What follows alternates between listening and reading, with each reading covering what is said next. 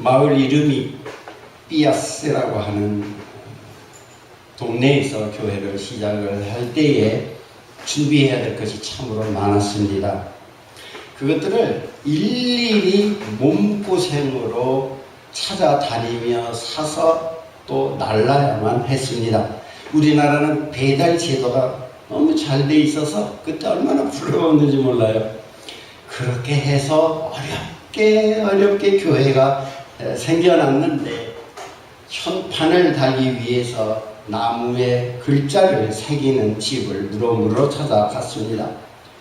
마침 좋은 곳을 찾아서 그곳에 좋은 나무가 있어서 아주 기다란 나무에다가 두꺼운 원판에다가 이름을 새겼는데 그 이름이 Peace River Church였습니다.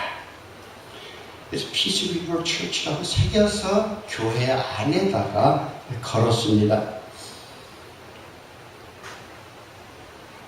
이렇게 교회 하나가 태어나도 그 이름을 기록해서 현판을 걸었는데 교회 오른쪽 강단 가까이 아주 멋지게 새겨서 걸었습니다.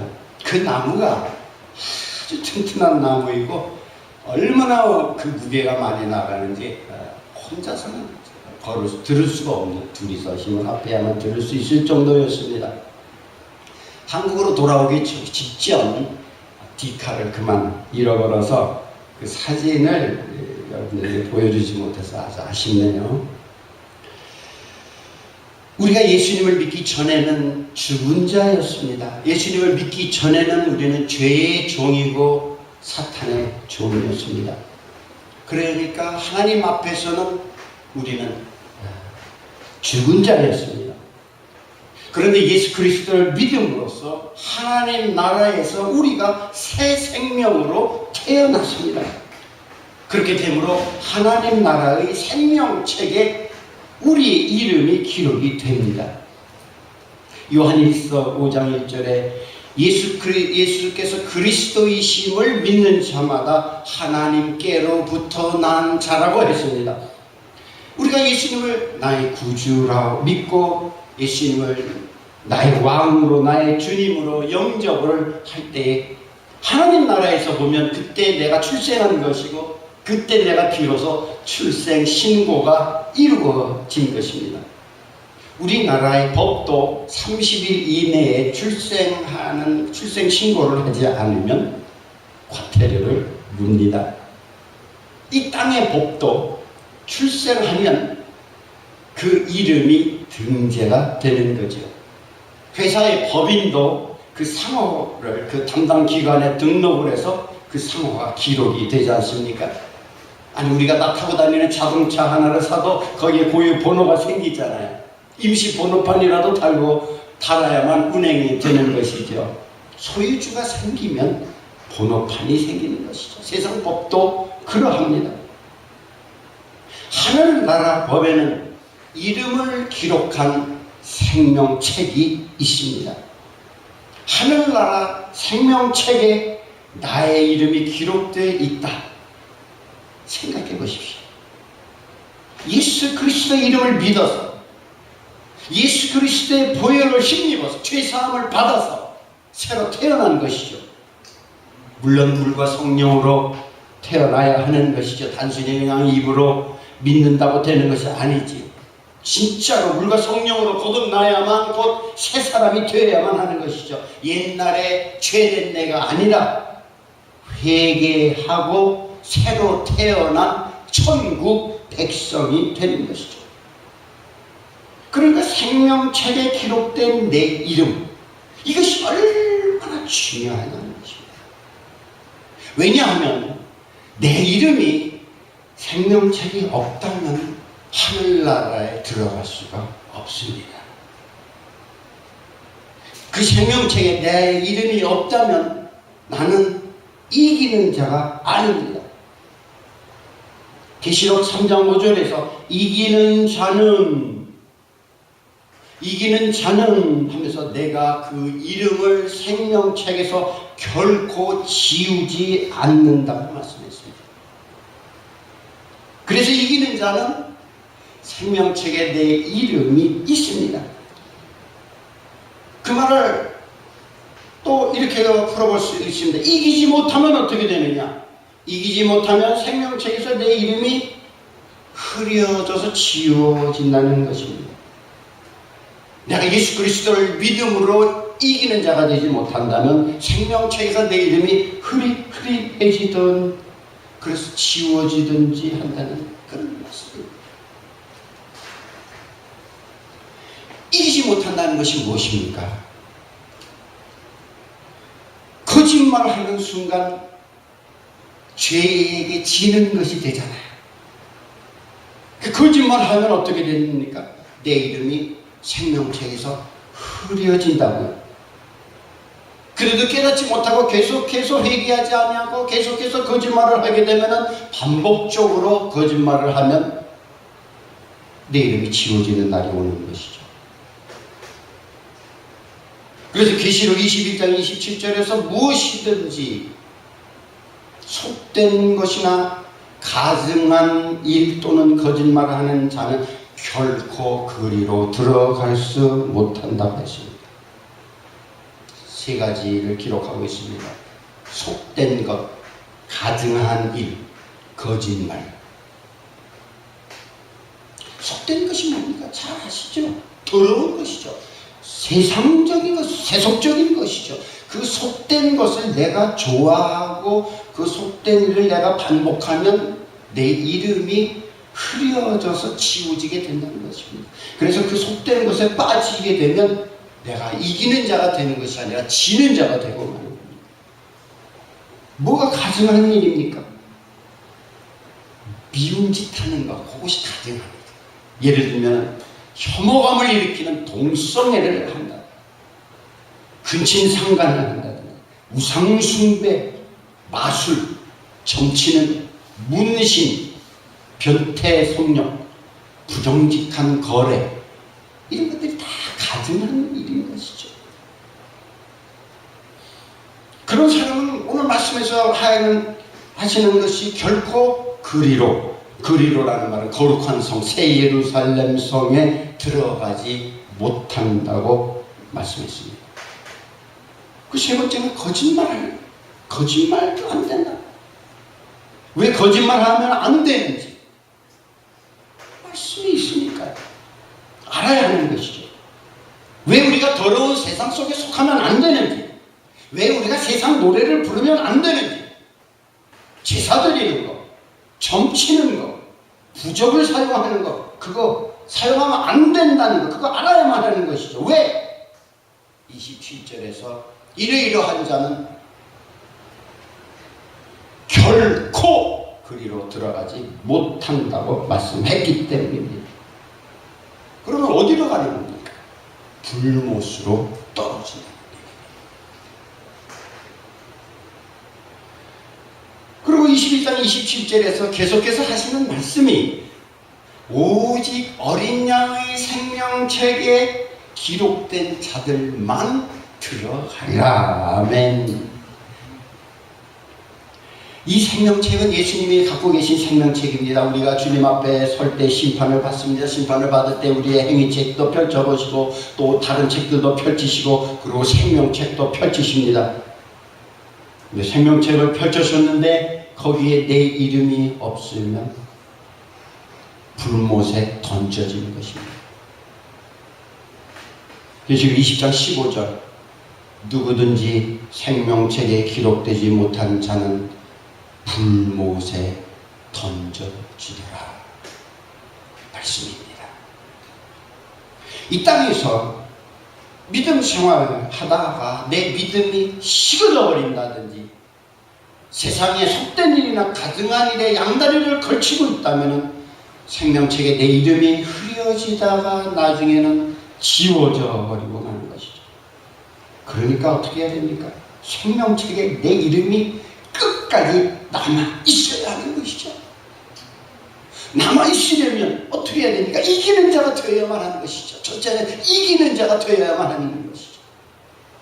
이기는 자가 되어야 합니다. 아멘. 그리고 또한 복음의 일꾼이 되어야 합니다. 그것은 고난에 참여하는 자가 되어야 한다는 것입니다. 자기 십자가를 짊어지는 사람이 되어야만 한다는 것이죠. 빌립보서 4장 3절에 이런 말씀이 있습니다. 또 참으로 나와 멍에를 같이 한 내게 구하노니 복음에 나와 함께 힘쓰던 저 여인들을 돕고 또한 클레멘트와 그 외에 나의 동력자들을 도우라 하면서 그 다음 말씀, 그 이름들이 생명책에 있느니라. 얼마나 귀한 말씀입니까? 복음의 일꾼, 멍에 맨 자, 고난의 멍에 맨 자들, 그들의 이름들이 생명책에 클리어하게 분명하게 기록이 되어 있는 것입니다. 거기 이름이 기록되어 있어. 또한 클레멘트, 그 사람의 이름이 기록되어 있잖아요. 예수 그리스도 때문에 그 복음의 고난을 짊어진 사람들의 이름이 이렇게 생명책에 기록이 있다. 이기는 자가 돼야, 그리고 나아가서는 복음의 고난에 함께 참여하는 자가 될 때에 우리의 이름이 생명책에 확실하게 기록이 되어 있는 것이죠. 그럼 왜 내 이름이 생명책에 꼭 기록이 되어야만 합니까? 왜? 계시록 13장 8절에서 죽임을 당한 어린 양의 생명책에 창세 이후에 이름이 기록되지 못하고 이 땅에 사는 자들은 다 그 짐승에게 경배하리라. 이유가 분명합니다. 왜 우리가 꼭 생명책에 우리 이름이 기록이 되어야만 하는지. 기록되지 못하면 이 땅에 사는 사람들은 다 그 짐승에게 경배하게 되는데 짐승의 소유가 되고 사탄 왕국의 종이 되는 것이죠. 이렇게 어린 양의 생명책에 그 이름이 기록되지 못한 사람들은 짐승한테 굴복당하고 짐승에게 협조를 하고 사탄의 왕국의 소유물이 된다는 그런 얘기입니다. 그래서 우리 이름이 이 생명책에 기록이 되는 것이 얼마나 중요해요. 얼마나 우리의 이름이 생명책에 기록이 되는 것이 중요했으면 예수님께서 오늘 누가복음 10장 20절에서 이렇게 말씀하셨습니다. 그러나 귀신들이 너희에게 항복하는 것으로 기뻐하지 말고 너희 이름이 하늘에 기록된 것으로 기뻐하라. 이렇게 예수님께서 말씀하셨겠느냐고요.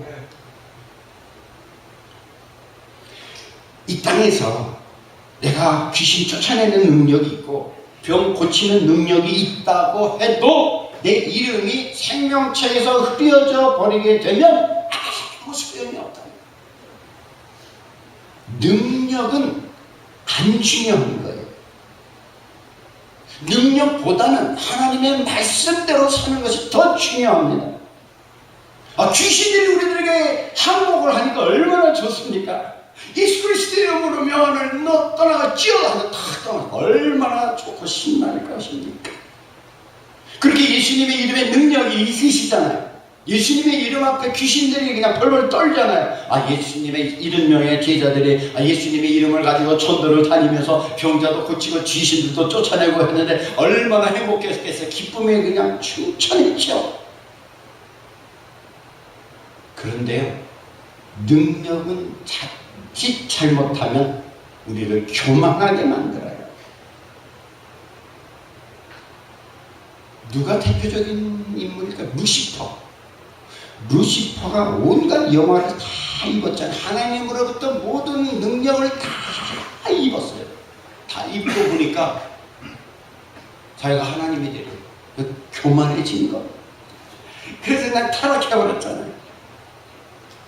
그래서 주님이 오시는 그날에는 버리움을 받는 사람들 가운데서 많은 사람들이 능력을 행하는 사람들도 그 안에 포함되고 기적을 행하고 귀신을 쫓아낸 사람도 포함이 됩니다. 왜냐하면 그 이유는 자기들의 이름이 생명책에서 지워지는 것을 모르는 거예요. 흐려지다가 싹 지워지는 것을 모르는 거예요. 루시퍼도 하늘에서 쫓겨나서 결국은 음부로 떨어졌잖아요. 그렇게 영화롭던 천사 아니었던가요? 그래서 예수님께서 마태복음 7장 21절에서 나더러 주여 주여 하는 자마다 다 천국에 들어갈 것이 아니요 다만 하늘에 계신 내 아버지의 뜻대로 행하는 자라야 들어가리라. 그렇게 말씀하셨잖아요. 산상수훈에서 말씀하셨죠. 아버지 뜻대로 안 하면, 아버지 뜻대로 순종 안 하면, 아버지 뜻대로 내가 겸손하지 않으면 그 이름이 치워져 버린다.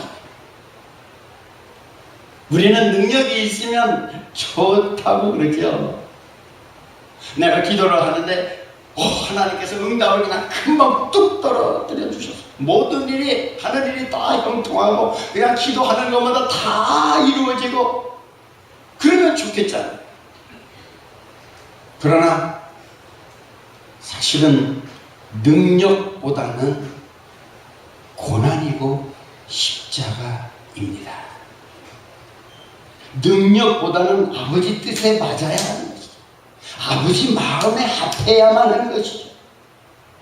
그 능력보다는 생명책에 내 이름이 남아 있어야만 하는 것이고 그것도 끝까지 남아 있어야만 하는 것이죠.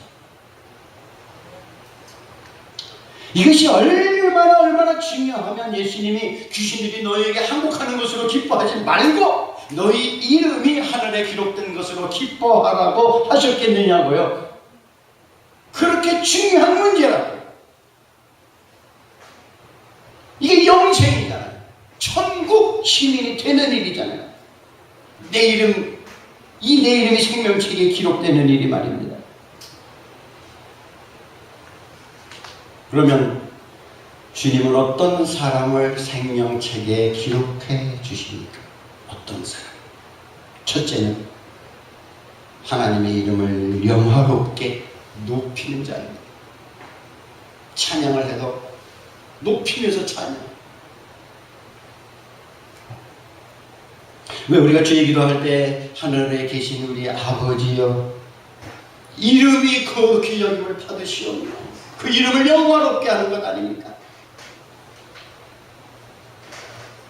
하나님의 이름을 영화롭게 하는 그런 사람을 하나님께서는 생명책에 그 이름을 기록해 주십니다. 그 말은 내 이름을 높이는 것이 아니라 하나님의 이름의 영광을 높이는 자, 그 사람의 이름이 생명책에 기록이 된다는 것입니다. 내 이름을 높이는 순간, 나의 자랑을 나타내는 순간 나는 그만 탈락인 거예요. 탈락! 다니엘 5장에 벨사살 왕 얘기가 나오죠. 귀족, 신하들 1000명을 모아놓고는 잔치를 하는데 아니 예루살렘 성전에서 그 탈취해온 금, 은 그릇들 가져와가지고 거기서다가 술을 따라서 그 마시고 있었죠. 그게 무슨 그게 성전 기념대라니까 거룩한 물건들이라니까 하나님을 예배할 때 쓰는 그 기명에다가 술을 따라서 잔치를 베풀고 술을 마시고 있었을 때 그 순간에 어떤 일이 벌어졌습니까? 여러분 잘 아시죠? 다니엘 5장 5절 그때 흰 벽에 갑자기 사람의 손가락이 탁 나타났잖아요. 그랬더니 흰 벽에다가 뭐라고 이렇게 글씨를 쓰는 거예요. 그냥 왕이 술을 마시다가 손가락이 갑자기 나타나가지고 막 이렇게 움직이면서 글씨를 쓰니까 왕이 너무 놀래가지고는 얼굴빛이 그냥 완전히 창백해지더니만 넓적다리가 그냥 완전히 뭐라고 할까 녹듯이 그냥 그렇게 되더니 두 무릎이 막 이렇게 부딪히게 됐잖아요. 얼마나 놀랬느냐고. 그리고 다니엘을 불러다가 그 뭐라고 썼는지 그리고 그 뜻은 무엇인지 빨리 풀어라고 해가지고 풀었더니 뭐라고 썼어요? 메네 되게 우바르신 그렇게 썼잖아요.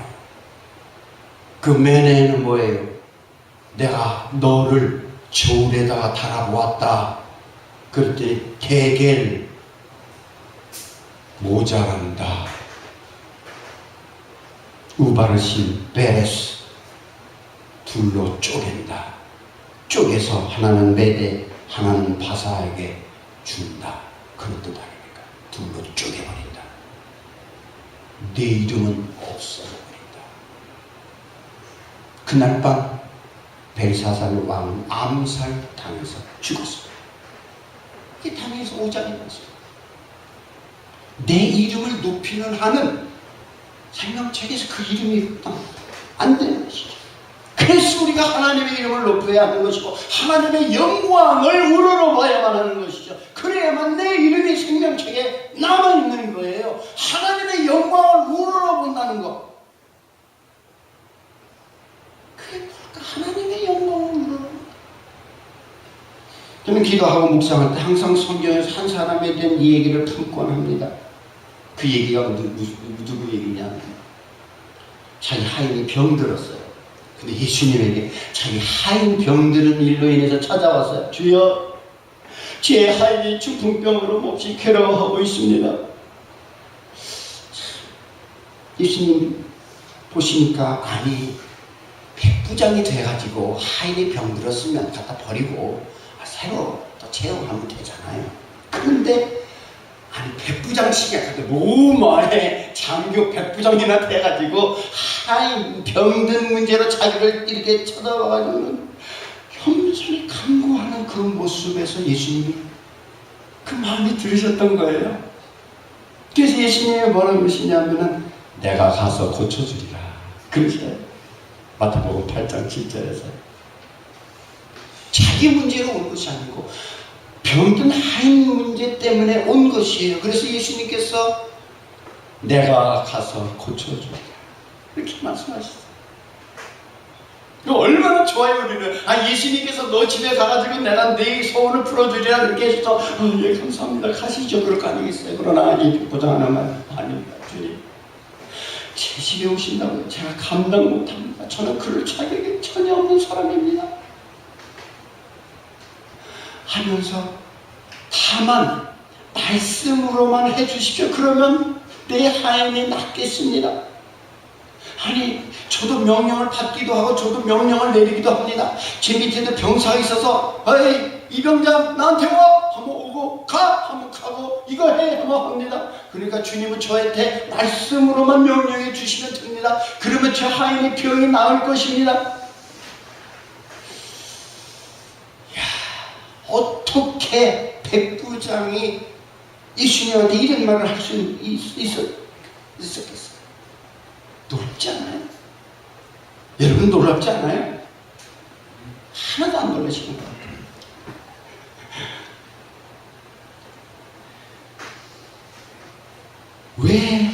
왜 그런 말을 할 수 있었느냐? 그것은 그가 예수님의 능력을 알아보았기 때문인 거예요. 그가 예수님의 권세와 예수님의 영광을 알아보았기 때문인 거예요. 예수님의 영광, 그거를 알아보았기 때문인 것이에요. 그것이 다른 사람의 눈에는 안 보이는 거예요. 여러분의 눈에는 보입니까? 그런데 백부장의 눈에는 예수님의 영광이 보여요. 자기는 그냥 자기 밑에 100명의 병사일 뿐인데 예수님을 100명만 다스리시는 분이 아니라 예수님은 천지 만물의 주제이신 것, 그것을 그가 알아본 거예요. 그래서 말씀으로 명령만 내리시라고. 그러면은 주님 종들이 차차차차 다 알아서 할 것 아닙니까? 그러니까 다만 말씀으로만 하옵소서 이렇게 외우기도 줘요. 우리나라 국제번호가 88이에요. 마태복음 88. 마태복음 8장 8절. 다만 말씀으로만 하옵소서. 그 말씀, 이거는 그가 예수님, 그 예수님이 누구신지를 알아보는 거예요. 예수님의 그 위엄, 그 예수님의 그 권세, 그 능력, 그 영광, 그것을 다 알아보는 거예요. 그리고 알아보고 그리고 높이는 거예요. 자기는 그냥 쫄자 중에 쫄자고 기끌에 불과한 그런 사람인 것을 인정하고 예수님만 높였어요. 그랬더니 예수님이 세상에 이 백부장을 높여주시잖아요. 뭐라고 높여주십니까? 10절에서 내가 진실로 이르노니 이스라엘 중 아무에게서도 이만한 믿음을 보지 못하였노라 했습니다. 그는 이방인이에요. 이스라엘 사람도 아니에요. 로마 군의 장교 백부장이에요. 그런데 그에게 하신 예수님의 말씀이 이스라엘 안에서도 이만한 믿음을 만나보지 못하였다고.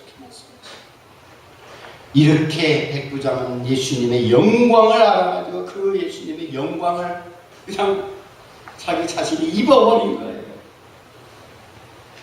우리는 사람으로부터 영광을 취하려고 하잖아요. 사람으로부터 인정을 받아요. 사람으로부터 칭찬을 받기를 원하잖아요. 그러나 이러한 칭찬, 이러한 인정, 영광은 다 하나님께로부터 오는 것이죠. 인간에게서부터 온다는 것은 우리의 착각이에요. 사람은 우리에게 줄 것이 한 가지도 없어요. 그래서 우리가 틈나는 대로 주님께 영광을 돌려야 하는 거예요. 틈나는 대로. 나 틈나는 대로 주님 감사합니다. 일어나 눈 뜨자마자 주님 감사합니다. 힘들어도 이 연약함도 감사합니다. 부족해도 이 부족함도 감사합니다. 주님 감사합니다. 오늘 하루 잘 지낼 수 있으면 감사합니다. 아니요, 저 예수님 믿게 된 것 제 생애 최고의 행복입니다. 주여 감사합니다. 밤 지나고 새벽에 와서 밤사이에 전쟁 소식에 놀래가지고 깨지 않고 정말 오늘도 거기가 또 평안하게 깨어 일어날 수 있음에 대해서 감사합니다. 이렇게 그냥 할 수만 있으면 우리가 숨을 쉴 때마다 주께 감사로 영광을 돌리는 것, 이것이 이기는 사람입니다. 이런 사람은 마귀의 틈을 타지 못합니다. 그리고 내가 높아져 버릴 수 있는 기회를 다 밟아버리는 거예요. 하나님의 이름만 영화롭게 하는 것이죠. 다윗이 하나님의 법궤를 다윗성 예루살렘 성으로 모셔오지 않습니까? 근데 모셔올 때 한번 실패했잖아요. 웃사가 그만 말 건들다가 사고 났잖아요. 그리고 이제 다시 예루살렘 성으로 모셔오는데 어떻게 그 법궤를 모셔오냐면 첫 6걸음을 떼고, 저 그림은 이제 송아지에다 싣고 오는 건데, 두 번째는 제사장의 어깨에 메고 그렇게 걸어오지 않습니까? 자, 두 번째, 그렇죠? 근데 저렇게 모시고 올 때 첫 6걸음을 떼고, 그리고 소와 살찐 송아지로 제사를 드리고 하나님 앞에서 다윗이 제사장의 옷에 에봇을 입고 힘을 다 해가지고 다 거기서 춤을 추는 거예요. 조심 한 걸음 한 걸음 해서 겨우 이제 6걸음을 걸었는데 그 6걸음의 안전에 대해서 하나님 앞에 이렇게 제사를 드리고 춤을 추면서 감사를 드린 거예요. 세상에 6걸음. 우리도 그런 자세로 조심조심 걷고 인생살이 하루하루 조심조심 가면서 하나님이 우리들에게 주신 그 평안 주심에 대해서 감사드리고 그리고 영광을 돌려드려야 할 줄로 믿습니다. 이 말은 숨 쉴 때마다 감사합니다, 감사합니다 하는 것이죠. 순간마다. 다윗은 시편 119편 164편에서 다윗은 하루에 7번씩 주를 찬양했다고 했어요. 7번 찬양을 하려면요, 새벽에 일어나자마자 찬양해야죠. 오전에 찬양해야 되죠. 12시 되기 전에 한번 찬양해야 되죠. 오후에 찬양해야 되죠. 저녁 때 찬양해야 되죠. 잠자기 전에 찬양해야 되죠. 그래서 6번인가 한 번 더 해야 되잖아요. 그러니까 하루 종일 찬양했다는 얘기예요. 찬양 한 번씩 7번 했다는 게 아니에요. 저도 찬양을 해보면은요, 이 찬양이 몰두되기까지 30분도 걸리고 1시간도 걸려요. 한 곡도 제대로 못 부르고 집에 못 가잖아요. 1시간도 걸리고 2시간도 걸려. 진짜 찬양다운 찬양, 하나님 앞에 내 영혼을 그대로 올려드릴 수 있는 찬양, 그냥 노래 부른다고 찬양이 아니에요. 다윗은 하루에 7번씩 찬양. 그렇게 온종일 하나님을 높였다는 말이에요. 여러분 하루에 한 번이라도 찬양합니까? 이렇게 다윗은 하나님의 영광을 알았던 거예요. 알았으니까 드리는 거죠. 모르면 못 드리는 거야. 아니까 드리는 거죠. 백부장, 아까 마태복음 8장의 백부장이 예수님의 그 위엄과 그 권능과 그 영광을 알아보는 그 믿음이 있었잖아요. 그게 눈이 열려서 예수님의 영광을 알아보는 거예요. 그러니까 다만 말씀으로만 없어 이런 말이 나오는 거지. 그런 말이 아무 데서나 나오냐. 그러니까 예수님이 놀라셨어요. 예수님도 놀라셨어요. 그 말씀해 보면 예수님도 놀라셨다고 했어요. 믿음이 너무 커도 예수님 놀라시고요. 믿음이 너무 없어도 놀라시더라고요. 근데 이 경우에는 너무 믿음이 훌륭해서 놀라셨어요. 이스라엘이 아무리 이만한 믿음을 보지 못한다. 그렇게 말씀하셨잖아요. 가라! 내 믿음대로 될지어다! 축복해 주셨잖아요. 아멘. 그래서 우리도 이 순간순간 속에서 하나님의 영광을 바라보며 예수님 앞에 영광을 돌려드려야 되겠다 하는 그런 간절한 소망을 우리가 가져야 해요. 백부장이 지금 너무 다급하잖아요. 목적을 가지고 왔잖아요. 예수님의 영광을 논할 그런 상황이 아니잖아요. 하인 문제로 왔으니까 그냥 목적 달성하기 위해서 예수님만 모셔가면 되는 거잖아요. 그런데 그런 다급한 상황 속에서도 이 백부장은 예수님의 영광을 높여드리고 있죠. 이런 사람이 어린 양의 보배 피로 구원받은 사람입니다. 이런 사람이 어린 양의 보배 피로 천국에 들어가는 사람이요, 생명책에 그 이름이 기록된 사람입니다. 아멘. 그런 예수님이 누구신지를 알고 믿은 거예요. 예수님이 왕의 왕이신 것을 믿은 거예요. 그래서 13절에서 가라 내 믿음대로 될지어다 그 말씀 즉시 하인이 나았다고 했습니다. 예수님을 높여드렸더니 자기도 그 영광을 입었고 거기다가 하인도 중풍병에서 나음을 입었습니다. 우리는 어떻습니까? 여러분은 어떻습니까? 예수님의 영광을 알지 못하고 내 멋대로 믿음도 내 멋대로 믿고 예배 드릴 때조차도 우리는 여러 가지 하는 일로 우리의 마음을 시끄럽게 하고 휴대폰도 때로는 열고 예배 시간 주님은 우리의 중심을 다 보고 계십니다.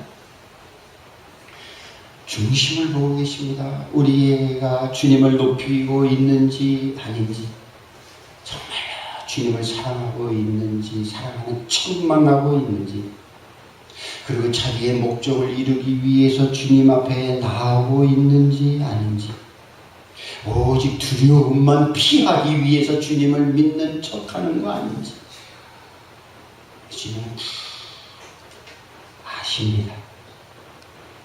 백부장의 믿음은 아무것도 안 보여요. 아무도 못 봐요. 그런데 예수님의 영광을 볼 수 있었다고 하는 것, 얼마나 예수님 놀랍게 여기셨습니까? 사도 바울은 골로새서 3장 17절에서 무엇을 하든지 말에나 일에나 다 주 예수의 이름으로 하고 그를 힘입어 하나님 아버지께 감사하라 했습니다. 이것이 하나님 앞에 영광을 돌려드리는 것입니다. 백부장은 하인 고치는 것이 목적이지만 말에나 일에나 태도에서나 다 주님을 높여주자. 중심에 사는 거죠. 그래서 믿어야 생명이 있는 것입니다. 자, 이제 정리합니다. 첫째는 믿어야 생명이 있습니다.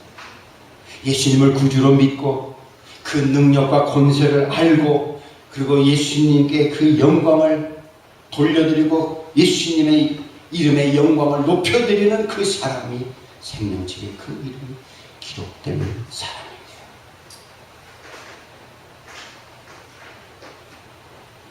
둘째는 생명은 먹어야 생명이 있습니다. 밥 안 먹으면 어떻게 됩니까? 죽습니다. 제 아무리 위대한 사람이라도 밥 안 먹으면 죽어요. 먹어야 사는 거예요. 생명은 먹어야 생명이 있는 거예요. 하나님의 생명책에 기록이 되려면 생명을 먹어야 하는 거예요. 그 생명은 뭐냐? 물과 피와 성령인 거예요. 물은 말씀이에요. 생명 강수예요. 피는 예수님의 피와 살이에요. 성령은 성령의 기름 부으심이에요. 그거 먹어야 내 이름이 생명책에 있는 거예요. 세 번째는 생명을 먹는 자는 사랑의 사람이에요. 생명을 먹는 사람은 자연 발생적으로 사랑을 하게 돼 있어요. 예수님의 피와 살을 먹는 사람은 자연 발생적으로 형제를 사랑하게 되어 있어요. 요한일서 3장 14절 그렇게 형제를 사랑함으로써 사망에서 옮겨 생명으로 들어간 주를 알거니와, 여기서 생명은 아이오니오스 조에스, 영원한 생명, 영생으로 들어간 주를 알거니와 했습니다. 그러나 사랑하지 아니하는 자는 그냥 사망에 머물러 있느니라 했습니다. 희고 깨끗한 세마포를 짭니다. 어떻게 짭니까? 시줄과 날줄로 짭니다. 시줄, 날줄 계속 짭니다. 그 시줄에는 형제 사랑이 있고 날줄에는 하나님의 사랑이 있어요. 그래서 생명을 먹으면 사랑이 있는 거예요. 그래서 이 생명 있는 사람, 그래서 생명책에 기록이 되는 사람인 것입니다. 생명을 먹는 사람은 사랑하는 사람입니다. 그 사람은 영생으로 들어가는 것입니다. 생명책에 기록이 되는 사람. 네 번째, 시험을 참는 사람, 시련을 견디는 사람. 어떤 핍박과 고난이 와도 내 마음이 변치 않는 사람. 지금은 말하기 쉬워요. 지금은 듣기 쉬워요. 환난이 오면 그때 진짜 이 말씀을, 시험을 이기는 자가 되어야 하는 말씀. 환난, 핍박이 와도 내 마음이 예수 믿는 이 믿음이 변치 않는 사람. 이 사람은 영원히 그 이름이 생명책에 농명되어 있는 사람입니다. 그래서 야고보서 1장 12절에서 시험을 참는 자는 복이 있나니 했습니다. 이는 시련을 견디어낸 자가 주께서 자기를 사랑하는 자들에게 약속하신 생명의 면류관을 얻을 것이기 때문이라고 했습니다. 계시록 12장 11절에서 우리 형제들이 어린 양의 피와 자기들이 증언하는 말씀으로서 그를 이겼으니, 사탄 마귀를 이겼으니 그들은 죽기까지 자기들의 생명을 아끼지 아니하였다고 했습니다. 우리가 이 다섯 번째는 예수님의 핏값을 하는 사람이에요. 예수님의 핏값. 우리가 이 계시록 12장 11절의 말씀대로 어린 양의 피와 그의 말씀으로써 예수님의 생명의 살과 예수님의 피를 먹고 마심으로 인해서 우리가 이겼잖아요. 우리가 어떻게 이겨요? 예수님의 핏값으로 이겼잖아요. 그분의 말씀으로 이겼잖아요. 밥을 먹었으면 무슨 값을 해야 돼요? 밥값을 해야 되잖아요. 밥값 못하면 얼굴값이라도 해야 되잖아요. 말하자면 우리가 예수님으로부터 핏값을 받았잖아요. 그럼 피로 우리를 사서 하나님 앞에 드려주셨잖아요. 그럼 우리도 핏값을 해야 되는 것이죠. 그 용서 받은 거, 그 사랑, 그리고 그 속의 은혜, 그거를 아는 사람이 돼야 하는 거죠. 아니, 우리가 밥을 먹을 때 밥값을 하는데 어떻게 우리가 예수의 핏값을 하자? 마땅하지요. 어떻게든 핏값을 한다는 것은 어떻게든 내가 내 마음을 예수님한테 붙여가지고 변치 않고 고난을 참고 시련을 이기고 어떤 핍박과 고난이 온다고 할지라도 끄떡 안 하는 그런 예수님에게 내 마음을 붙여가지고 변치 않은 그런 사람이, 그 고귀하신 예수님의 핏값을 하는 사람이요, 그 사람이 생명책에 그 이름이 영원히 남아있는 사람인 것입니다. 아멘. 그래서 결국은 생명의 면류관, 그 자가 된다.